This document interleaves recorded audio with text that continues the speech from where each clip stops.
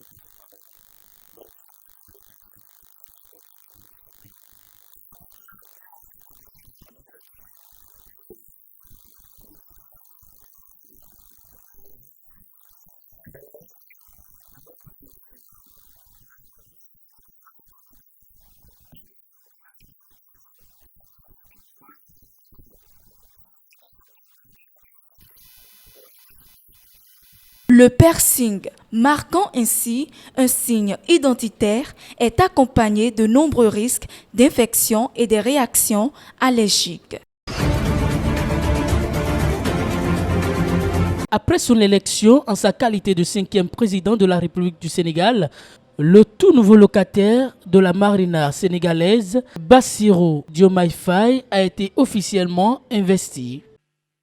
Monsieur le Président de la République, vous êtes désormais le garant de la démocratie sénégalaise, du respect des institutions, des droits et libertés, gage de la stabilité de l'État et de l'unité du peuple sénégalais dans sa diversité. Prions que les espoirs de notre peuple, placés en vous, Monsieur le Président de la République, fleurissent et portent leurs fruits. Que le Tout-Puissant vous assiste.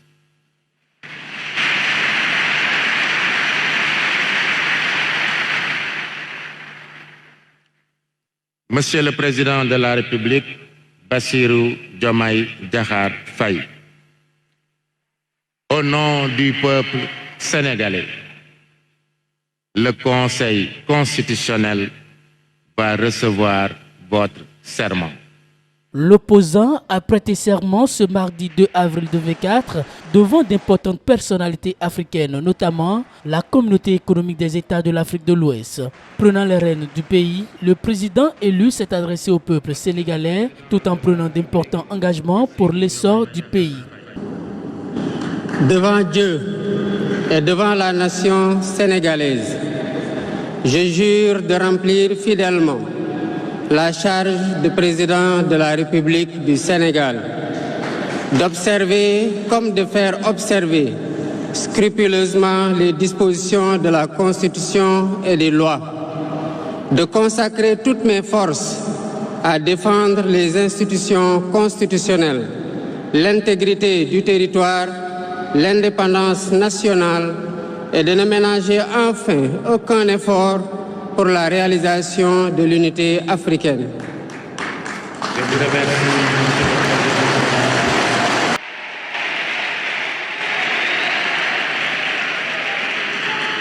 Monsieur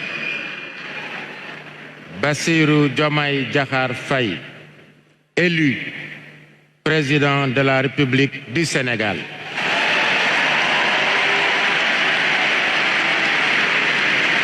Le Conseil constitutionnel vous donne acte de votre serment et vous installe dans vos fonctions.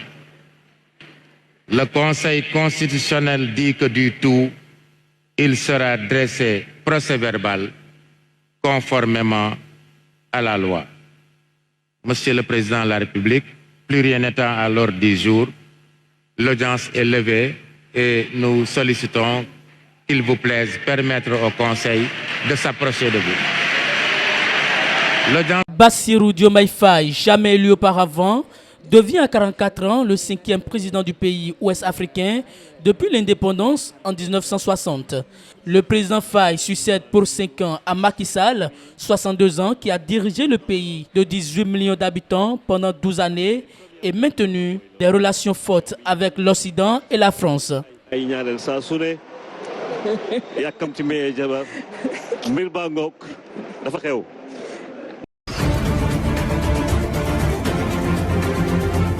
Je voudrais ensuite adresser mes chaleureuses félicitations au président de la République, son Excellence, M. Bassirou Diomaye Diakhar Faye, et lui souhaiter plein succès dans la mission, certes exaltante, mais extrêmement délicate qui l'attend.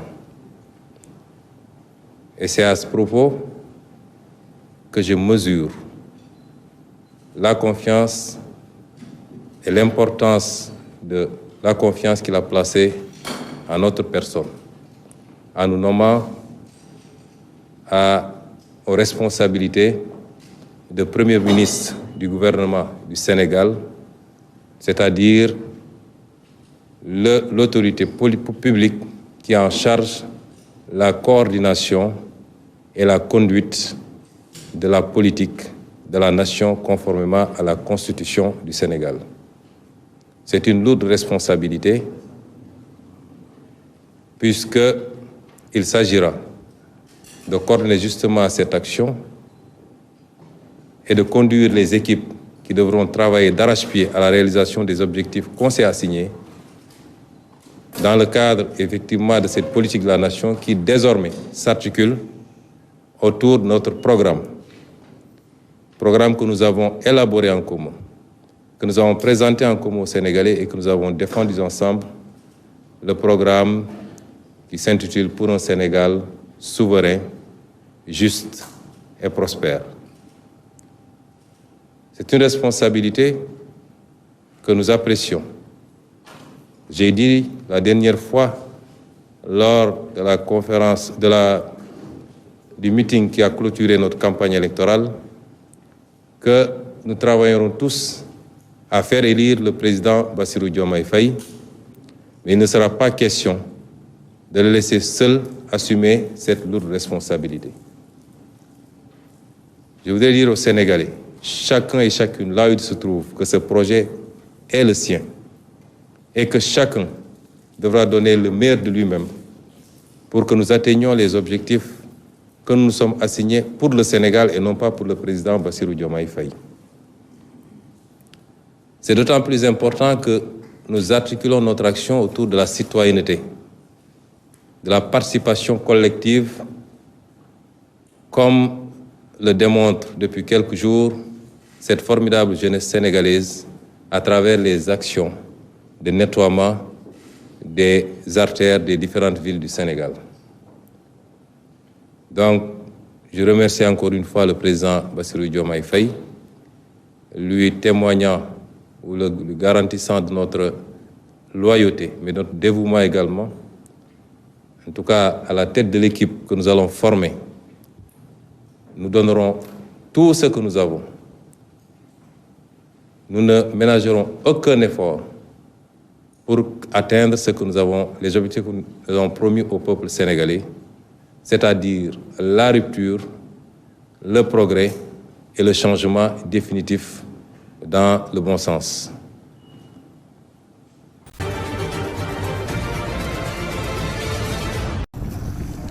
Dans un moment de célébration et d'enthousiasme, les partisans de Bassirou Diomaye Faye se sont rassemblés mardi à Diamniadio au Centre international de conférence Abdou Diouf pour célébrer son investiture en tant que 5e président du Sénégal. On peut estimer qu'il y a un mois, personne ne pouvait prédire ce qui s'est passé aujourd'hui. La situation est telle que, pour la première fois au Sénégal, un opposant accède au pouvoir avec 50 et quelques %. Pas de contestation, pas de recours. C'est une situation exceptionnelle. Parmi ceux qui ont célébré ce changement de leadership se trouve Oumar Sako. Il espère que la nouvelle administration apportera justice aux familles endeuillées par les dernières manifestations. Un nouveau jour s'est levé au Sénégal, tant attendu par la jeunesse. Les gens se sont battus pour qu'il y ait un changement, pour qu'on puisse élire un 5e président jeune. Et ça s'est avéré. On nous dit alhamdoulilah, merci au peuple sénégalais qui s'est battu. Et nous, vraiment, ce jour-là, ça nous fait aussi nos pensées pièges à ces jeunes qui sont disparus, qui ont eu à être tués, tout ça là. Nous leur souhaitons qu'Allah les accueille au paradis. À 44 ans, Bassirou Diomaye Faye est désormais le plus jeune président élu démocratiquement en Afrique et le plus jeune président de l'histoire du Sénégal.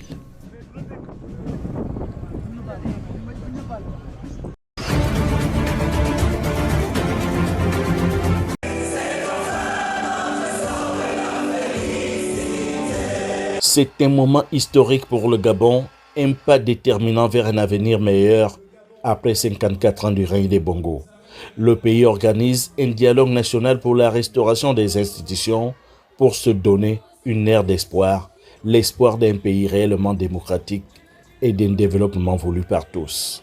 Nous avons là l'occasion historique de léguer à la postérité un Gabon plus juste, plus fraternel et prospère. S'ils sont un peu plus de 4000 à avoir rempli le palais des sports de Libreville pour la cérémonie d'ouverture, seulement 600 délégués repartis dans plusieurs commissions prendront part aux ateliers et donneront le ton de ce que devrait être la future République gabonaise. C'est vraiment une grande messe où le Gabon fait asseoir tous ses fils pour que nous parlions d'une même voix.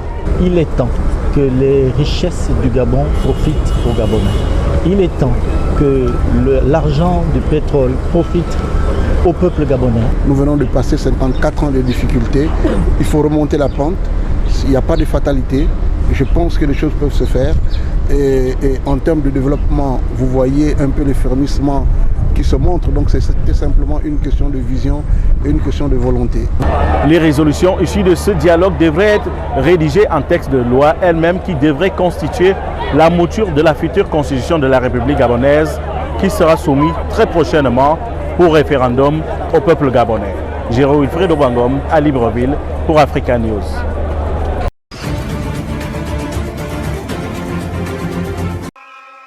Au Kenya, les médecins entament leur 3e semaine de grève. Le syndicat des médecins, pharmaciens et dentistes du Kenya, KMPDU, qui représente plus de 7000 membres, réclament depuis le mois dernier le paiement de leurs arriérés de salaire et l'embauche immédiate de médecins stagiaires. Ils souhaitent également que le gouvernement remédie au retard fréquent de paiement des salaires. Autre revendication des médecins, l'attribution d'une couverture d'assurance médicale adéquate pour eux-mêmes et les personnes à leur charge.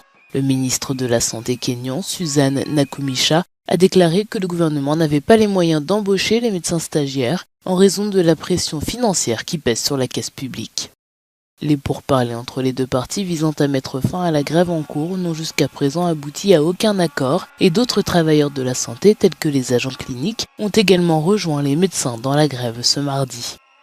Le secteur de la santé kényan est régulièrement en proie à des grèves. L'une d'elles, en 2017, a duré 3 mois et certains médecins dans des hôpitaux individuels ont déposé leurs outils à divers moments de la pandémie de Covid-19.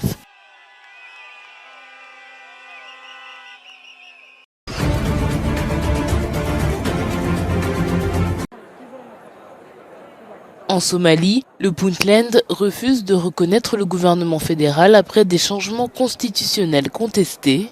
L'État semi-autonome somalien s'est retiré du système fédéral du pays jusqu'à ce que les amendements constitutionnels adoptés par le gouvernement central soient approuvés lors d'un référendum national.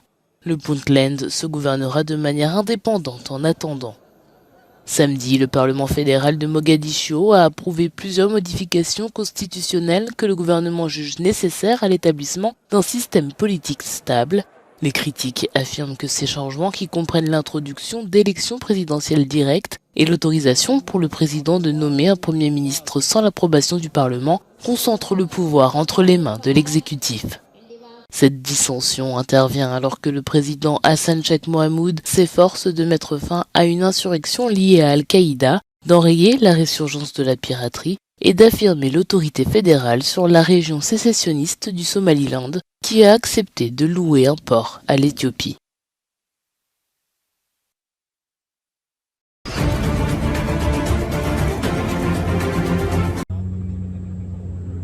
Depuis près d'une décennie, près de 5000 combattants ont déposé leurs armes en République centrafricaine dans le cadre d'une campagne nationale de désarmement des groupes rebelles. Malgré cela, d'anciens combattants et les experts du conflit soulignent les difficultés persistantes pour mettre fin au combat dans un pays où il existe peu d'autres opportunités de travail. Pendant la crise de 2013, les rebelles Séléka ont tué ma mère et mon père. C'est ce qui m'a poussé à prendre les armes. J'ai ainsi passé 4 ans dans la brousse et là-bas j'ai vu tellement d'atrocités. J'ai été témoin de décapitations et tout cela m'a effrayé et m'a donné envie de partir.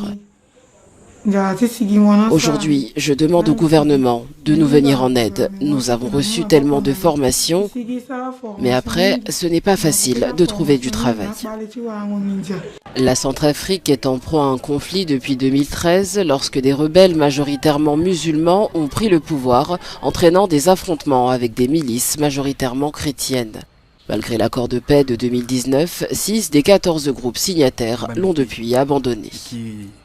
En 2017, il y avait un conflit entre musulmans et chrétiens, et c'est là que j'ai rejoint le côté musulman.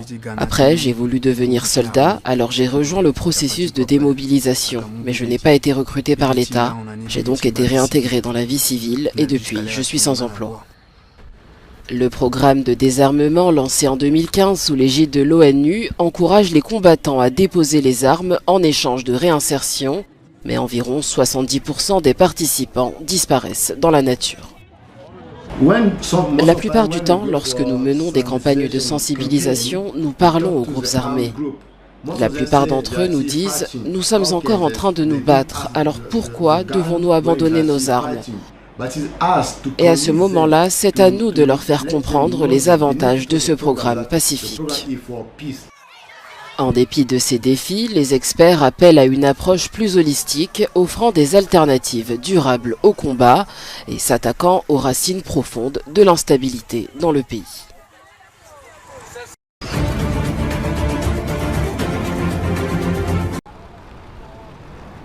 La présidente du Parlement sud-africain risque une arrestation imminente pour corruption après qu'un tribunal ait rejeté mardi sa demande d'empêcher la police et les procureurs de l'arrêter. Nosiviwe Mapisankakula, membre éminent du parti au pouvoir, le Congrès national africain, est accusé d'avoir reçu des pots de vin de la part d'une entreprise du secteur de la défense alors qu'elle était ministre de la Défense. Selon les procureurs, elle aurait reçu 11 paiements d'un montant total de $135 000 entre décembre 2016 et juillet 2019. Les législateurs de l'opposition ont demandé qu'elle démissionne de son poste de présidente du Parlement en raison de ces allégations. Le porte-parole de la National Prosecuting Authority, Mthunzi Maga, n'a pas précisé quand l'arrestation aurait lieu, mais il a confirmé que le jugement ouvrait la voie à cette arrestation.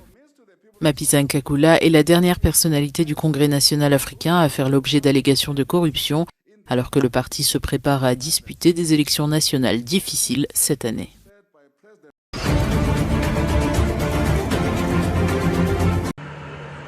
Le ministre israélien de la Défense a déclaré mardi qu'Israël menait des opérations quotidiennes pour dissuader ses ennemis.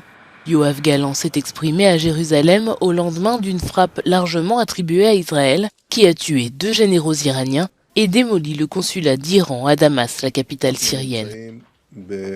Chaque jour, nous avons de plus en plus de preuves que nous nous trouvons dans une guerre à plusieurs fronts. Il s'agit d'une guerre à la fois offensive et défensive. Nous en avons la preuve quotidiennement, y compris ces derniers jours. Nous agissons partout, tous les jours, afin d'empêcher nos ennemis de se renforcer et de faire comprendre à quiconque agit contre nous, dans tout le Moyen-Orient, que le prix à payer en cas d'action contre Israël sera lourd. Le ministre israélien n'a pas fait directement référence à la frappe syrienne et Israël n'a pas officiellement confirmé qu'il était à l'origine de l'attaque. Israël a pris pour cible à plusieurs reprises des responsables militaires iraniens qui soutiennent des groupes militants à Gaza et le long de sa frontière avec le Liban. La frappe de lundi à Damas a marqué une escalade après l'attaque d'une mission diplomatique iranienne.